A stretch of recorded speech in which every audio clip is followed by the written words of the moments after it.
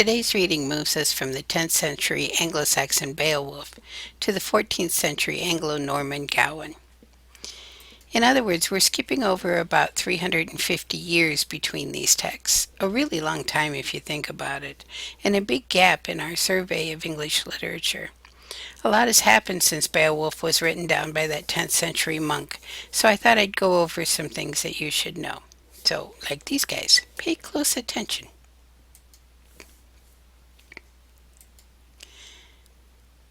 When Beowulf was written down, England was ruled by the Anglo-Saxons, the people that we would refer to as the Vikings.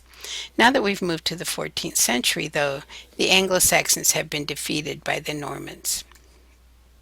It all happened because of the Norman conquest of Britain that occurred in 1066, when William the Conqueror took the throne of England on Christmas Day.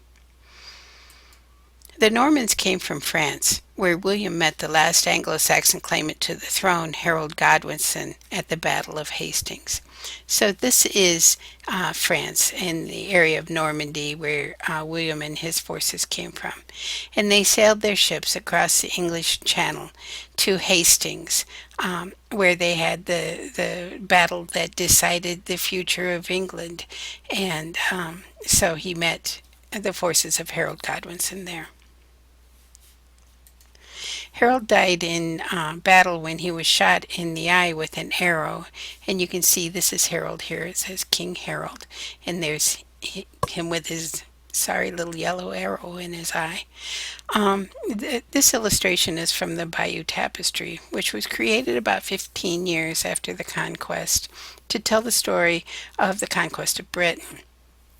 The BBC does a great job introducing the tapestry in their YouTube video, and I had hoped to show it to you, but evidently I cannot get the sound working of that video within this video.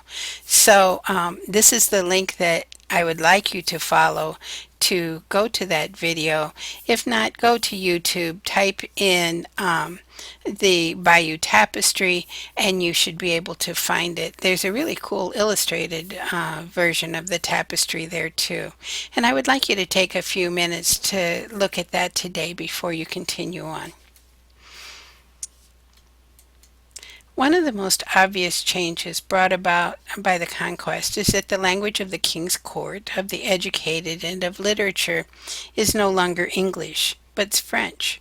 So for 350 years, the ones that we skip in our course, these are years in which all of English literature is actually written in French.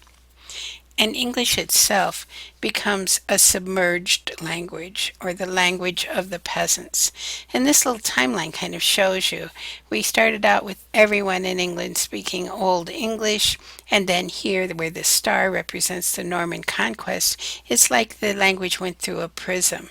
And so high society, the people in the king's court, the aristocracy, they all spoke French because they had all come over from France with William. The church is still using Latin because, of course, that's the language of the church. And since they were in charge of education, all learning, all church activities was done in Latin. And the lowest people in society, the English people who had been defeated by the Normans, they still spoke Old English. And so the French had no interest in speaking English. I mean, after all, it was the language of the defeated people. So everything that they wrote, all of the poems that they composed, the music, was all done in the French language. Another change that came about that time is that women in the court are beginning to read, and they want stories that appeal to them. So you're going to find this story of Gawain very different than the story of Beowulf, and you're going to find Gawain to be a very different type of hero than what Beowulf was. Arthurian legends came about this time too, and there's a real reason for that, because the French are working to form a link between them and the Briton tribes of England that were there before the Anglo-Saxons came. And in fact, one of the characters in Arthurian legends is Vortigern, the very guy who invited the Anglo-Saxons and Jutes to come to England. So Arthur and the Arthurian legends were supposed to have occurred in about the 5th century, just before the Anglo-Saxons came.